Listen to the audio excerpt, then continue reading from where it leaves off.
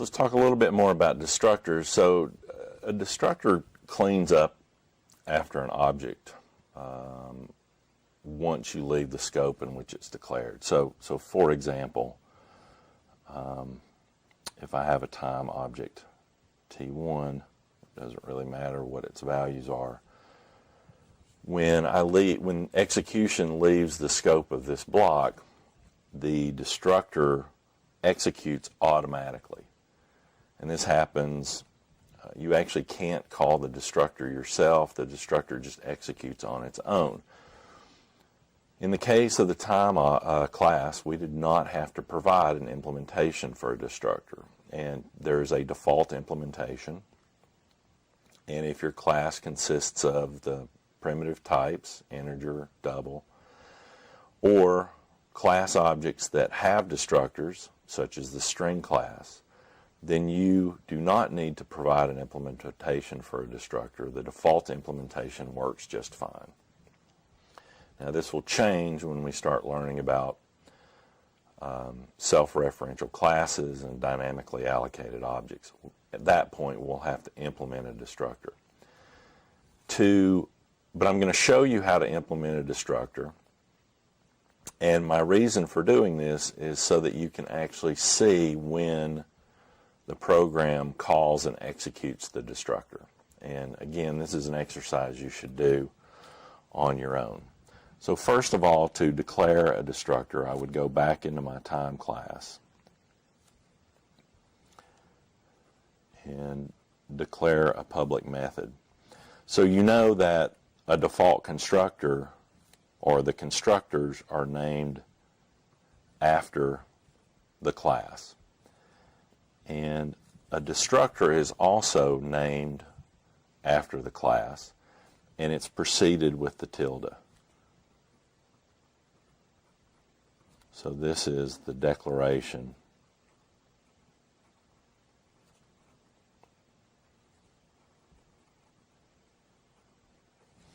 And presumably the tilde, in some systems of logic, the tilde means negation, so you can kind of see that this is in contrast to the constructor.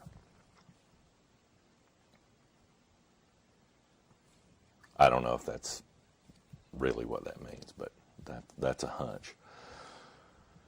So now to provide an implementation of the destructor, I simply implement this method.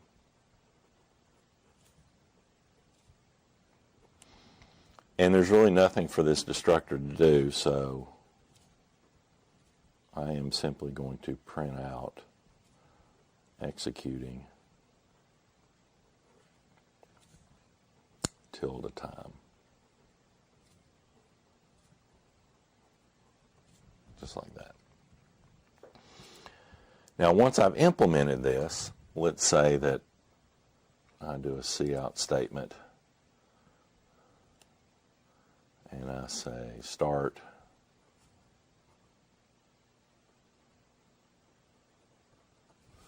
and then here I say constructed T1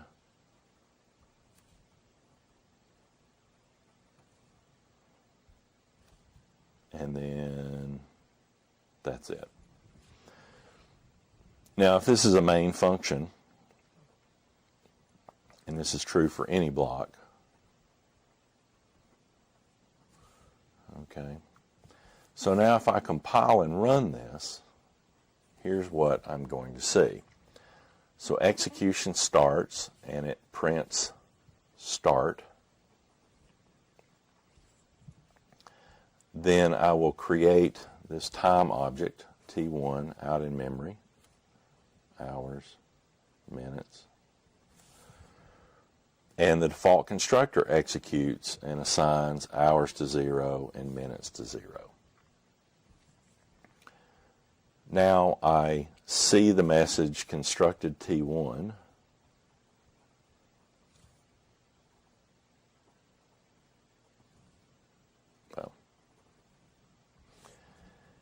And when the execution of the main function completes, the runtime environment executes the constructor for the T1 object. And then you will see executing tilde time. And then you will actually return back to, if you're running this from Unix, you'll return back to Unix. If you're running it within an IDE, then you'll return back to the IDE. And in fact, this destructor, the runtime environment executes this destructor for every time object that we've declared or that we've constructed in the scope of the main. And so you should try that out. If you have 3 or 4 time objects, then you will see 3 or 4 of these messages executing time. And it happens automatically, and it's not something you have to worry about. So just to go back, this is just for illustration. You actually do not need to implement a destructor for the time class.